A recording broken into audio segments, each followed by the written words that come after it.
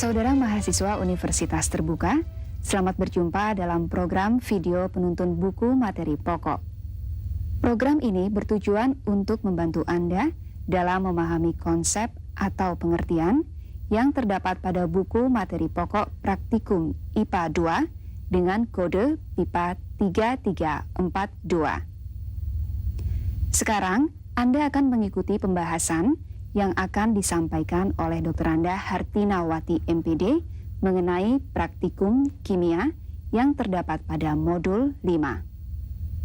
Salam jumpa mahasiswa program studi D3 IPA yang mengambil mata kuliah praktikum IPA 2 dengan kode PIPA 3342. Program kali ini akan membahas tentang pembuatan larutan dari zat yang berupa cairan maupun dari zat yang berupa padatan yang terdapat pada modul 5 BMP Praktikum IPA 2. Program video ini bertujuan untuk memberikan penjelasan tentang bagaimana melaksanakan praktikum dengan benar dan hal-hal apa saja yang harus diperhatikan setiap kali akan praktikum. Banyak praktikan kurang menyadari pentingnya menggunakan dengan benar metode dan cara kerja yang ditentukan dalam setiap percobaan. Dalam praktikum kimia, selain faktor ketelitian dan ketepatan dalam menggunakan metode dan cara kerja, Anda juga dituntut untuk membuat larutan dengan konsentrasi yang sudah ditentukan dalam suatu percobaan. Ada beberapa hal yang perlu diperhatikan sebelum membuat larutan. Apakah larutan yang dibuat dari zat yang berupa cairan, contohnya larutan HCl, atau apakah larutan yang dibuat dari zat yang berupa padatan, misalnya larutan NaCl atau MgCl2. Sekarang coba Anda buka modul 5 halaman 5.7 pada modul praktikum IPA 2, yaitu praktikum 5.1.2 tentang indikator asam basa. Nah, saudara, sekarang marilah kita membuat larutan dari zat yang berupa cairan. Anda diminta membuat beberapa konsentrasi larutan, salah satunya adalah asam klorida atau HCl dengan konsentrasi 0,1 m. Ini artinya adalah 0,1 mol zat dalam 1 liter larutan.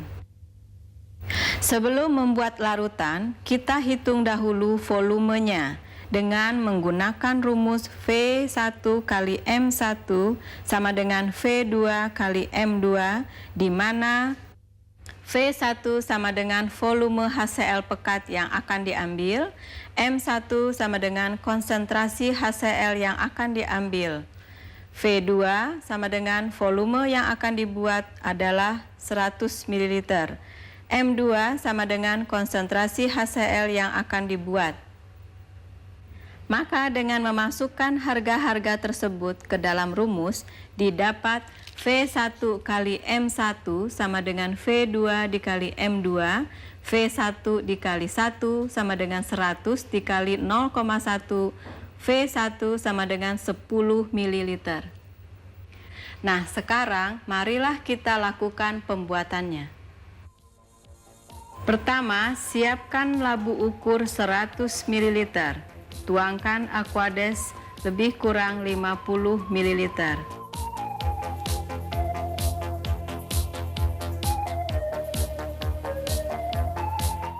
Kedua, ambil HCl pekat lalu masukkan ke gelas ukur 10 ml.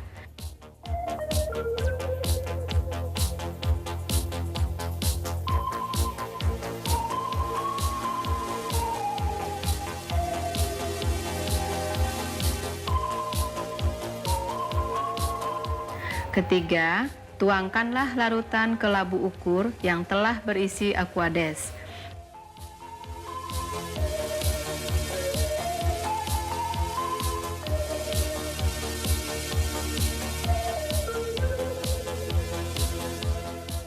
Keempat, setelah itu semprotkan Aquades ke gelas ukur, lalu tuangkan kembali, tambah Aquades sampai batas baca 100 ml pada labu ukur.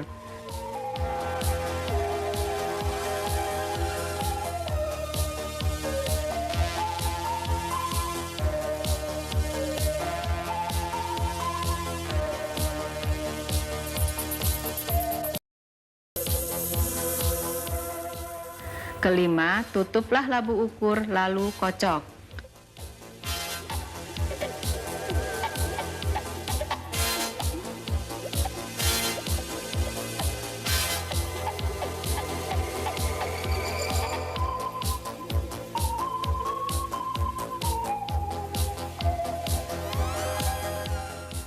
Keenam, sekarang Anda telah memiliki larutan HCl 0,1 m.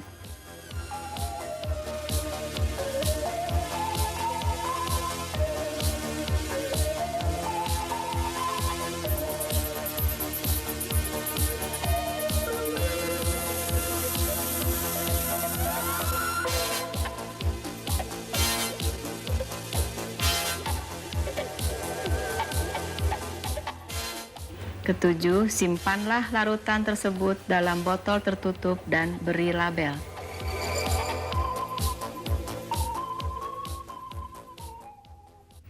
Bagaimana saudara? Anda tentu dapat membuat larutan dari zat yang berupa cairan. Selanjutnya, bagaimana membuat larutan dari zat yang berupa padatan?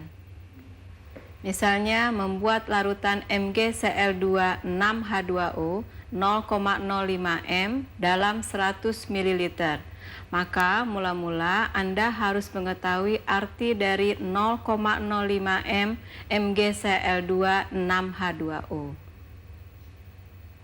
Sebagaimana Anda ketahui bahwa molaritas adalah gram per liter. Selanjutnya, kita cari molekul relatif atau MR dari MgCl2 6H2O, yaitu MR MgCl2 6H2O adalah sama dengan ARMG ditambah 2 kali ARCl ditambah 12 kali ARH ditambah 6 kali ARO. Jika ARMG sama dengan 24, ARCl sama dengan 35,5, ARH sama dengan 1, dan ARO sama dengan 16, maka MR dari MgCl2 6H2O adalah 203. Gram MgCl2 6H2O sama dengan 0,05 dikali MR MgCl2 6H2O sama dengan 0,05 dikali 203 sama dengan 10,15. Selanjutnya, marilah kita ikuti pembuatan larutan MgCl2. Pertama, timbanglah zat MgCl2 6H2O sebanyak 10,15 gram.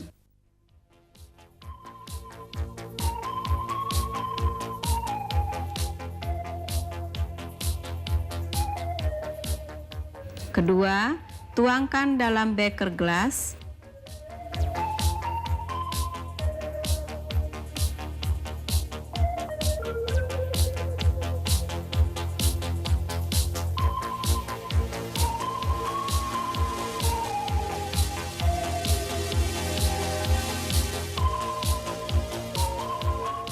Tiga, tambahkan aquades dan aduk sampai homogen.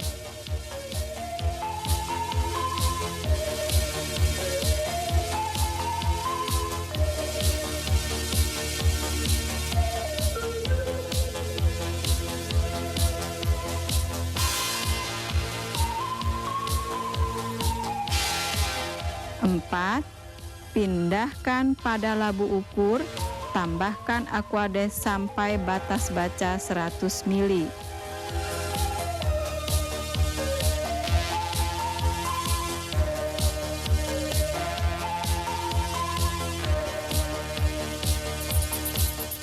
Lima, lalu tutup dan dikocok.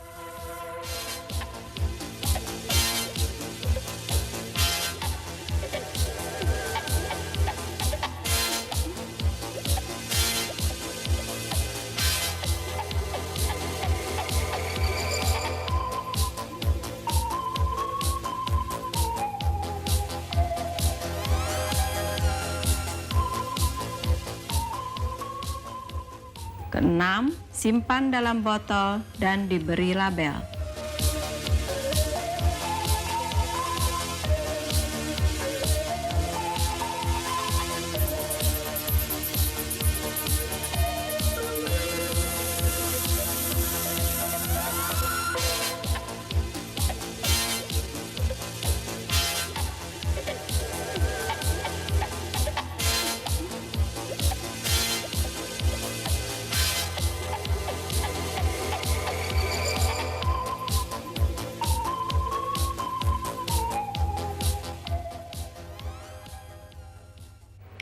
Setelah Anda mengikuti program ini, maka Anda sudah memahami bagaimana cara pembuatan larutan dari zat yang berupa cairan maupun dari zat yang berupa padatan.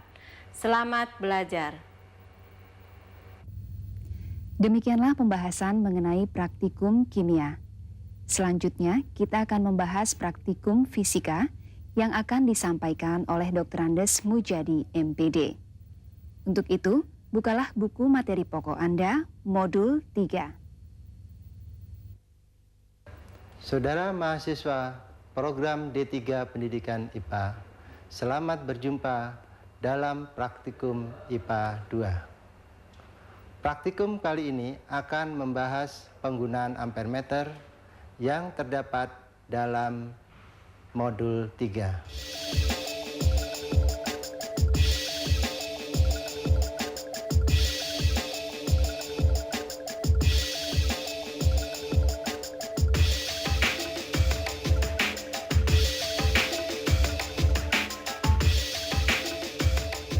Marilah kita ingat kembali dalam pembelajaran kelistrikan. Anda akan menjumpai berbagai macam lambang yang mempunyai arti dan makna tersendiri, yang fungsinya tidak lain hanyalah untuk memudahkan pembelajaran kelistrikan tersebut. Lambang-lambang tersebut diantaranya tegangan dengan lambang V, arus dengan lambang I, hambatan dengan lambang R, muatan dengan lambang Q, energi dengan lambang E, daya dengan lambang P, kapasitas dengan lambang C.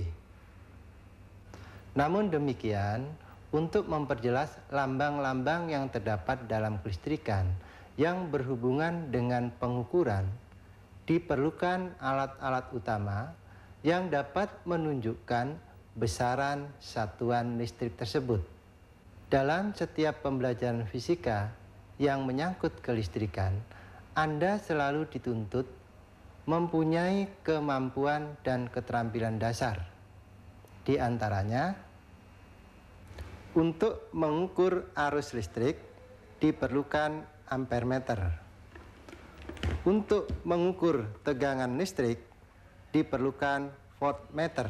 Untuk lebih jelasnya, bagaimana penggunaan alat-alat ukur listrik dalam suatu rangkaian, Anda dapat melihat contoh-contoh tampilan dalam program ini. Ampermeter ini digunakan sebagai alat ukur listrik arus searah.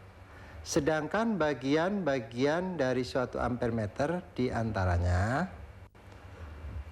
jarum penunjuk skala, skala besar, dan skala kecil. Dua buah terminal, yaitu terminal positif dan negatif. Sebelum Anda menggunakan ampermeter dalam praktikum, Anda perlu memperhatikan tindakan-tindakan pencegahan sebagai berikut.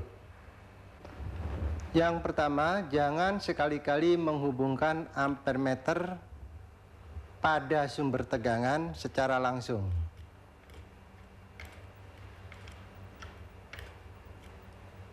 Yang kedua, menghubungkan ampermeter secara seri dalam suatu susunan rangkaian.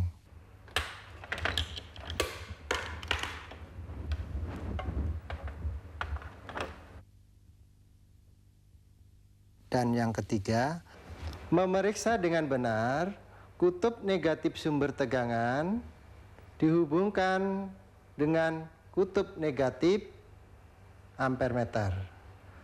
Kutub positif sumber tegangan dihubungkan dengan kutub positif ampermeter. Tindakan-tindakan tersebut untuk menghindari kerusakan pada ampermeter. Selanjutnya, jika Anda telah memahami tindakan-tindakan pencegahan dalam menggunakan ampermeter, maka sebelum menggunakan ampermeter dalam suatu rangkaian, perlu dilakukan penyetelan jarum pada skala. Jarum pada ampermeter ini dalam keadaan tak terpakai seharusnya menunjuk ke angka 0. Jika jarum tidak menunjuk ke angka 0, maka perlu dilakukan penyetelan, yaitu dengan cara memutar panel ke arah kiri atau kanan sehingga jarum menunjuk ke angka 0.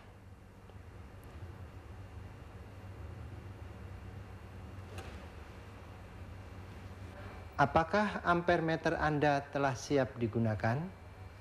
Kegiatan berikut ini akan memandu Anda menggunakan ampermeter dalam suatu rangkaian.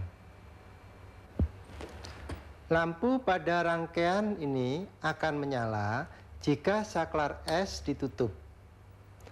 Hal ini karena adanya aliran arus yang mengalir dalam suatu rangkaian, dan rangkaian ini dinamakan rangkaian tertutup. Namun kita tidak mengetahui arah aliran maupun besaran arus yang mengalir dalam rangkaian. Untuk lebih jelasnya, kegiatan berikut ini akan memberikan gambaran nyata tentang aliran arus dalam suatu rangkaian. Memasang ampermeter dalam satu rangkaian hendaknya dipasang secara seri dan rangkaian dalam keadaan terbuka atau off, yaitu potong atau bukalah pada satu titik rangkaian, misalnya di A. Hubungkan kabel merah atau positif pada jalur positif sumber tegangan pada salah satu ujung yang terbuka. Sedangkan pada kabel yang biru atau negatif, hubungkan pada rangkaian terbuka lainnya pada jalur sumber tegangan yang negatif. Selanjutnya, tutuplah saklar es. Adakah gerakan jarum ke kanan dari angka 0? Jika ada, maka pemasangan ampermeter yang demikian telah dianggap benar. Sekarang, bagaimanakah pembacaan arus yang ditunjukkan oleh ampermeter? Untuk lebih jelasnya, marilah kita perhatikan kegiatan berikut ini. Pada rangkaian ini, belum menunjukkan terjadinya aliran arus. Untuk mengetahui adanya aliran arus, maka saklar es harus ditutup. Perhatikan saat saklar es ditutup. Di mana jarum ampermeter berhenti dan bagaimana pembacaannya? Untuk lebih jelasnya, marilah kita bahas bersama-sama. Ampermeter ini mempunyai kemampuan batas ukur antara 0 sampai 500 mA. Terdiri dari 5 skala besar dan 50 skala kecil. Satu skala besar sama dengan 10 skala kecil. Satu skala besar sama dengan 500 mA dibagi 5 sama dengan 100 mA. Satu skala kecil sama dengan 100 mA dibagi 10 sama dengan 10 mA. Jarum pada ampermeter ini menunjukkan 3 skala besar sama dengan 3 kali 100 mA sama dengan 300 mA, yaitu 100 mA, 200 mA, 300 mA. Dan 2 skala kecil sama dengan 2 kali 10 mA sama dengan 20 mA, yaitu 2 skala kecil dari angka 300. Maka besarnya aliran arus dalam rangkaian adalah 300 mA ditambah 20 mA sama dengan 320 mA. Dengan mempertimbangkan ketidakpastian yang besarnya setengah skala terkecil, yaitu setengah kali 10 mA sama dengan 5 mA,